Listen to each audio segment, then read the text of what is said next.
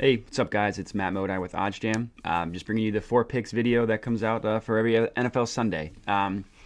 Just to do a recap and just a refresher. So these picks are one lock, one underdog, one game prop, and one player prop. The only rule I have is a couple rules. The lock has to be odds can't be worse than minus 200.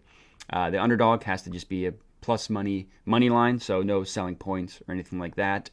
And just a player and game prop, also same thing, can't be worse than minus 200 odds.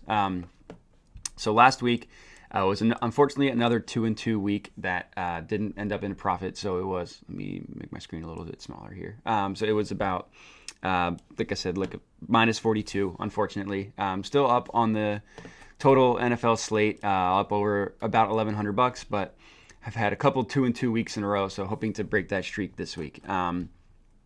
And a couple things just to preface. These are all positive expected value bets that I find using OddsJam.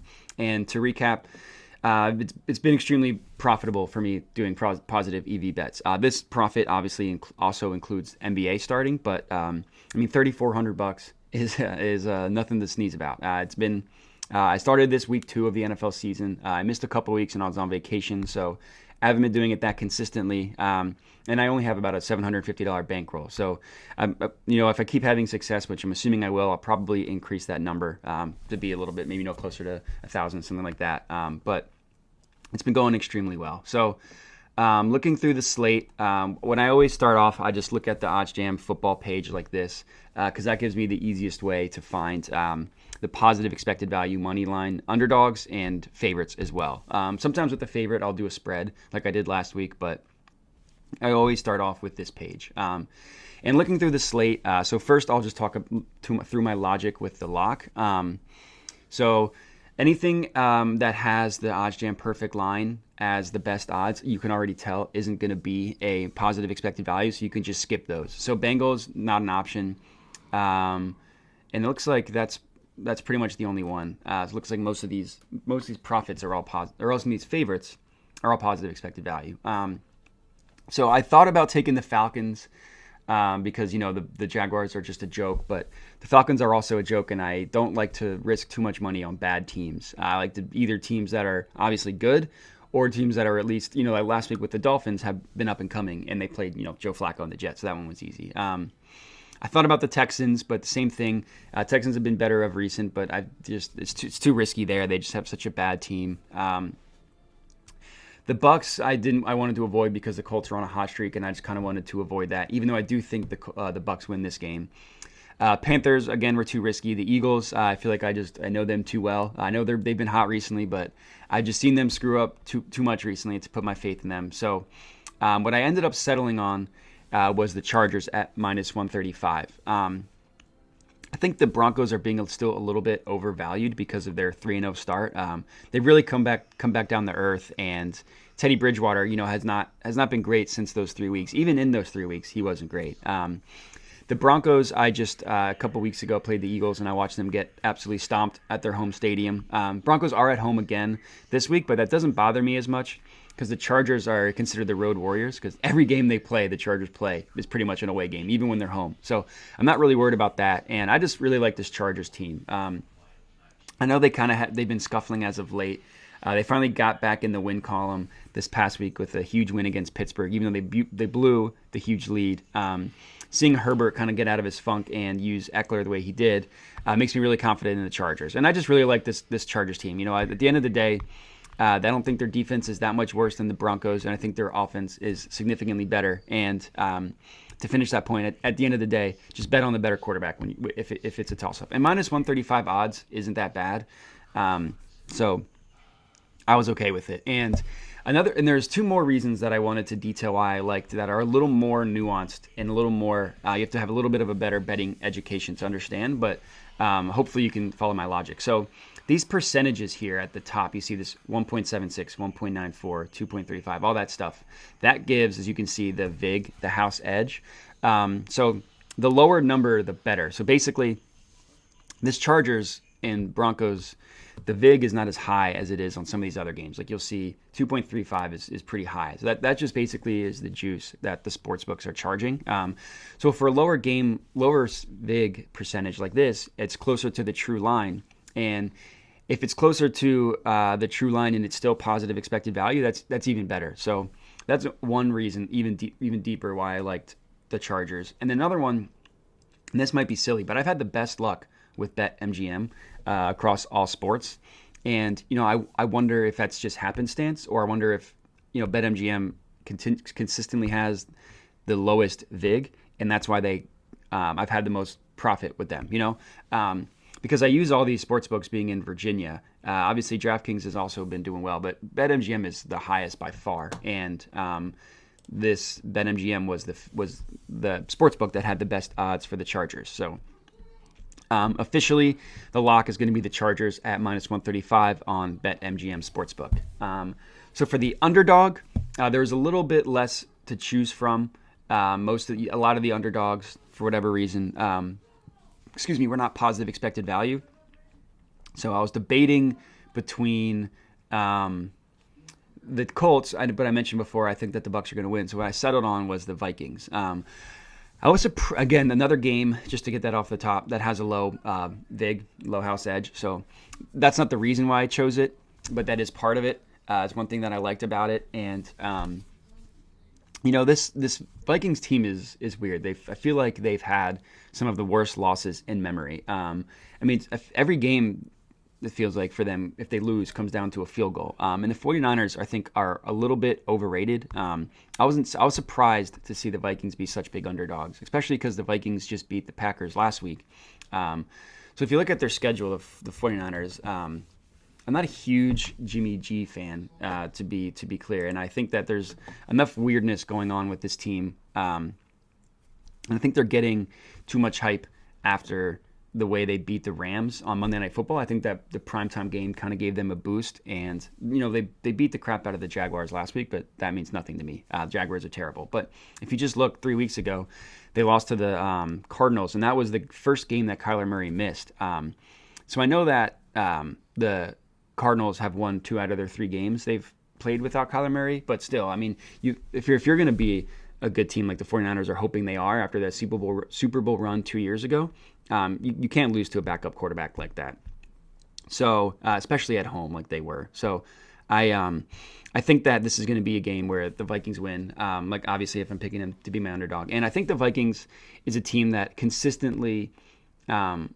They're better than their record. I know that I've looked at their DVOA, and their DVOA is higher than their DVOA is around teams with a better record. I think that they've just been unlucky with how they've lost games, but they've good enough defense, and they just got some. I love their weapons. Justin Jefferson's a monster. Dalvin Cook is great.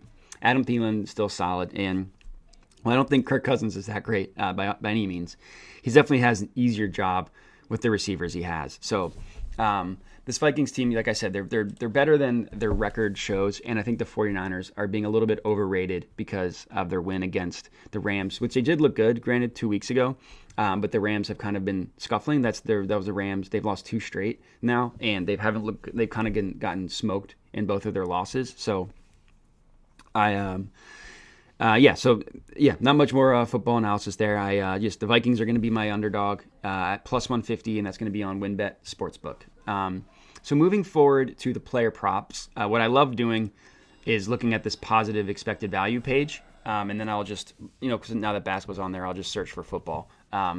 And the one that I ended up settling on, it happened to be the highest, about 8% positive expected value. This Tyler Boyd under 4.5 total receptions. So just to give you the math behind it, the positive expected value. So the OddsJam perfect line has that at -152, and another BetMGM one I got at -110. So if you look at the calculator, that gives it about a 56% chance of hitting, and you're getting that at -110 odds, which is closer to 51, 52, something like that. So that's the math behind how it's positive expected value. And then looking at Tyler Boyd's stats. So if you look at his reception totals, so last week he had a good game. He had 6. The games that he has the highest I've noticed is where the receiving core is banged up, except for this one last week against the Raiders. That was just a good game. But this 9 receptions, that was the game that T. Higgins missed. And other than that, he's gone over twice. aside from, again, I guess 3 times, including the Raiders. So with Jamar Chase, with T. Higgins, with Joe Mixon, with CJ Uzama, he doesn't get the target share that you're used to Tyler Boyd getting. And I just think that because of that, the reception total is just a little, like 5 receptions. Like I said, he's only gone over that 4 times all year. And one of those games, T. Higgins missed. And I think T. Higgins was banged up for a couple. I don't remember the exact numbers, but I think he was banged up for a couple of these. And granted, the Steelers did get lit up by the Chargers last week. The Steelers still have a good defense. So while I don't think that the Bengals are going to get shut out or anything like that, I do think that the Steelers are going to be able to slow them down enough. And if these 2 teams played earlier this year, and he had 4 receptions, and I believe that was a game that was low scoring. If you want to look at the Bengals schedule, so I think that let's see, just to look at 24-10. So the Bengals put up 24 points. Steelers only put up 10. Granted, Steelers have looked better as of late, but I still, especially on offense, I should say, but I still don't think, that this is going to be a game that there's going to be a lot of points. And I think that, Burrow, his favorite target is always going to be Jamar Chase with how good he is. And I just think that Boyd, not necessarily is the odd man out. There's just a lot of mouths to feed in this Bengals offense. So the under 4.5 receptions, I really like. Again, you can get that at -110 on BetMGM. And the OddsJam Perfect Line has that at -152, which gives it a 56% chance of hitting, a little over 56.5. And getting that at -110 odds is really good. So that'll be my official player prop, is this Tyler Boyd under 4.5 receptions. And then I normally don't use this page for game props, but I found one that I ended up using that was really good. And it was this total points over 45 in the Ravens-Browns game. So that one isn't quite as high positive expected value. It's 3.82%. But with a game prop like this, the lower numbers, I wouldn't take a player prop this low, but a game prop I'm okay with because those aren't quite as hit or miss, quite as finicky. And so they give you the math behind it before getting in the football behind it. The OddsJam Perfect Line has this at -147. Another BetMGM one. I promise I didn't specifically choose 3. That's just kind of how it worked out. Has it at -125. So that gives it a 57% chance of hitting based on the -147 OddsJam Perfect Line. And we're getting that at -125 odds. So I like it's a good bet. And just looking at the page, so the over/under is set at 47. This is the Ravens versus Browns specific page on OddsJam where it shows you all the stats. So I just clicked to total points, scroll down, and the over is set at 47, which does look like it's positive expected value, according to the OddsJam Perfect Line, which is at -110. But the widest variance between the perfect line and the over is this 45. So the -125 odds obviously are worse, but based on the higher positive expected value, that's what I'm going with. And I know this is a little bit risky with how bad the Bengals offense has looked and how bad Baker Mayfield has looked. But if you remember this game last year, the Ravens 2020. That 47-42 game was just ridiculous. And this 38-6 was week 1. And obviously, these teams are different than last year. Obviously, they're different defenses. Lamar Jackson, the Ravens haven't quite had the same year. The Browns haven't quite had the same year. But still, in 2 games last year, the Ravens put up 38 and 47. The Browns, when they found their hot streak, put up 42. And these defenses have kind of been disappointing. The Ravens is mostly due to injury. I know they lost Marcus Peters at the beginning of the year. They lost another good cornerback, Jimmy Smith, who's kind of been injury prone. And so their defense has been disappointing. They gave up 400 yards to Carson Wentz a couple weeks ago.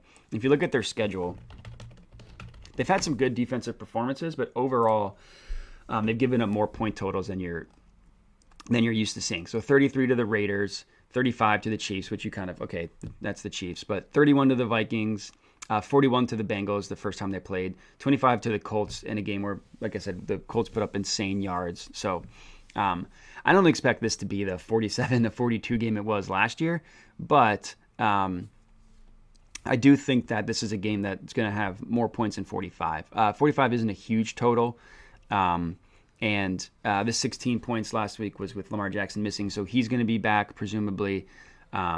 You hope Baker Mayfield will at least not be as bad as he has been. He seems to get up for these division games like he did last year against the Ravens. So, and like I said, 45 points isn't a huge number to hit. So that's going to be the official game prop. It's going to be the Ravens, Browns over 45 total points, which, again, to give you the math, minus 147 on Pinnacle, the OddsJam Perfect line, and you're getting that at minus 125 on BetMGM, which gives you the 3.82 positive expected value.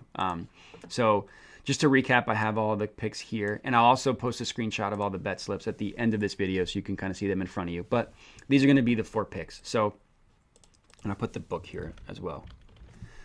Excuse me. So the lock is going to be the Chargers minus 135 on BetMGM. The underdog is going to be the Vikings at plus 150 on WynnBet. The player prop is going to be the Tyler Boyd under 4.5 receptions at minus 110 on BetMGM. And this Browns-Ravens game, I'm going to take the over 45 total points, which is minus 125 also on BetMGM.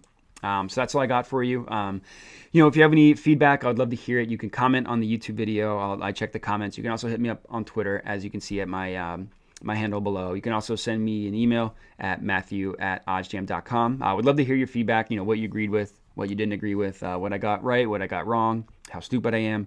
Love all the feedback. But yeah, so that's all I got for you. Happy betting, happy watching, and good luck.